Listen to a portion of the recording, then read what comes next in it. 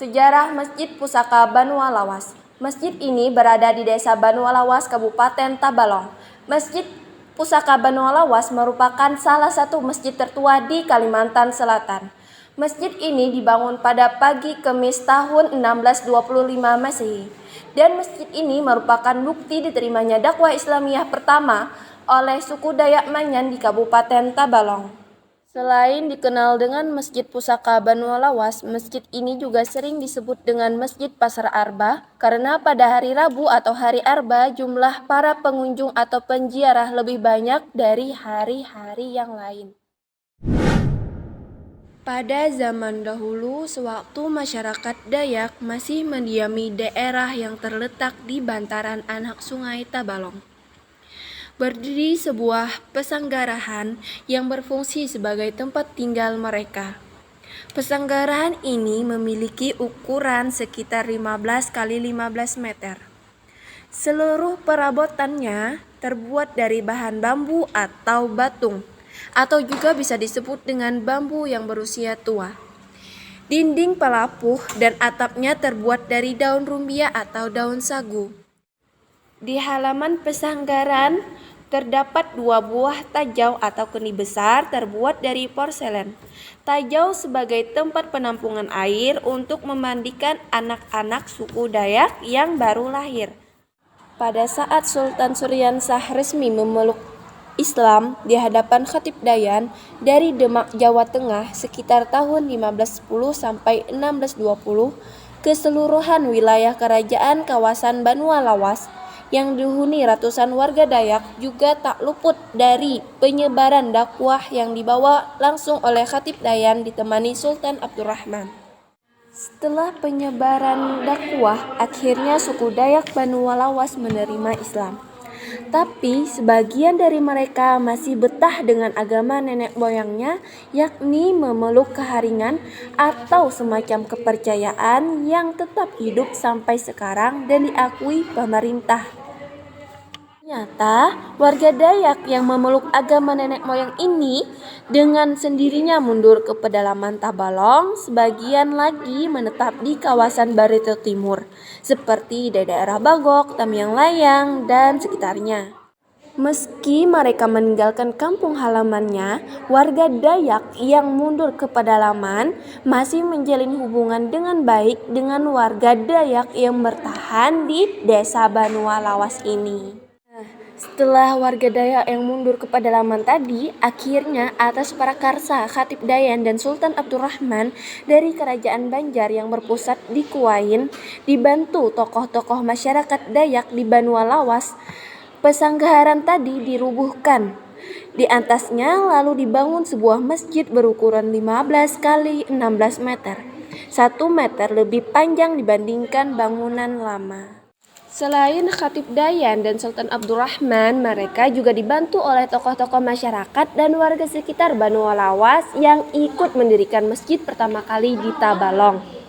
Di antaranya adalah Datuk Ranggana, Datuk Kartamina, Datuk Sari Panji, Langlah Buana, Taruntung Manau, Timba Sagara, Layar Sampit, Pembalah Batu, dan Gantung Waloh. Dalam masjid pusaka ini terdapat sebuah tiang yang menyongkong kokoh berdiri di dalam bangunan masjid.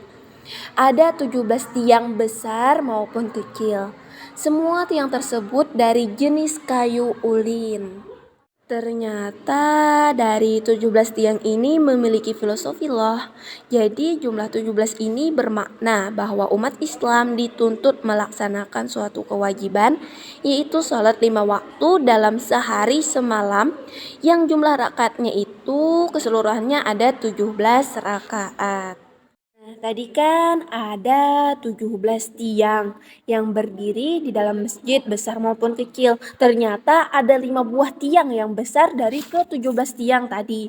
Kelima tiang ini juga memiliki falsafah jika dikaitkan dengan kewajiban ibadah umat Islam, yakni salat yang mana dalam waktu 24 jam agama Islam memfardukan salat 5 waktu. Historis atau fungsi wudhu. Historis.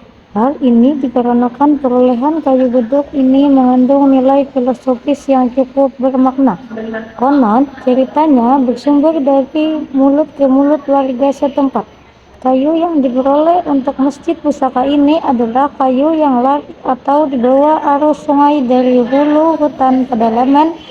Anehnya, sesampai di persimpangan sungai atau pertemuan antara sungai besar atau sungai Tabalong dengan sungai kecil, sungai Wangi, sehingga membentuk pusaran air yang berputar.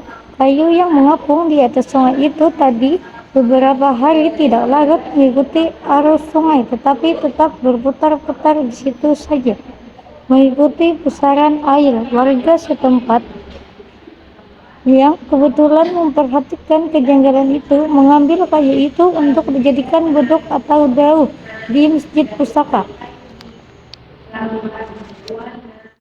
Fungsi beduk atau dauh adalah sebagai penanda waktu salat 5 waktu, bergerakan sahur, kegiatan tarawih, dan semarak hari raya. Selain yang telah disebutkan tadi, di Masjid Pusaka Banu Alawas ini kita juga dapat menjumpai sepasang tajau atau kendi. Kedua tajau ini masing-masing memiliki nama. Tajau yang berwarna kekuningan dan bermotif yang terletak di sebelah kiri ini bernama Basir atau yang biasa disebut dengan tajau bini.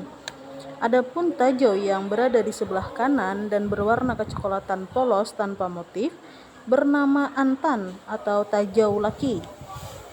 Sepasang tajau ini umurnya sudah lebih dari 1 abad atau sekitar 400 tahun. Keberadaannya mendahului Masjid Pusaka. Di lokasi masjid ini sebelumnya berdiri pesanggarahan orang-orang Dayak yang beragama non-muslim. Kedua tajau ini berada di depan pasanggarahan mereka. Fungsi dari tajau ini ialah sebagai penampungan air untuk memandikan anak-anak suku Dayak pada zaman dahulu. Penghulu Rashid tercatat dalam sejarah adalah seorang pejuang yang gigih dan pantang menyerah. Beliau pejuang yang sangat berjasa dalam memerangi penjajah Belanda di bumi Sarabakawa, khususnya di daerah Banu Alawas, Kelua dan sekitarnya. Di samping sibuk bergerilnya dan mengatur strategi perang, beliau adalah sosok atau pribadi yang sangat taat beribadah. Beliau juga mengajari anak-anak mengaji Al-Quran. Dan yang menariknya dalam diri beliau memiliki rasa estetika atau berjiwa seni yang tinggi. Buktinya, ukiran atau lukisan yang ada ini adalah karyanya. Ukiran atau lukisan ini masih ada sampai sekarang dan ditempatkan di dalam mimbar tempat khatib berkhutbah. Penghulu Rashid wafat pada tahun 1865. Makam beliau di samping Masjid Pusaka. Kubah makam Penghulu Rashid ditempatkan oleh pemerintah sebagai salah satu situs atau cagar budaya. Apabila dalam video kami terdapat kesalahan kata, mohon dimaafkan dan terima kasih telah menyaksikan video kami.